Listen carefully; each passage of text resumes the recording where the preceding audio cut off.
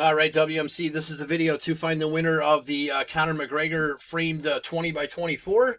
So we'll check the time, May 4th at 7:34 p.m. We're going to go over to the main and type live. We have May 4th at 7:34 p.m.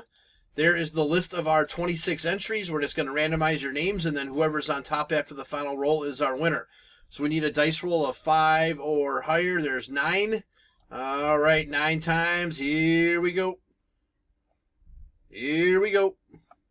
1, 2, 3, 4, 5, 6, 7, 8. Last and final. Here we go. Good luck. It is Chris Spot 16 is your winner.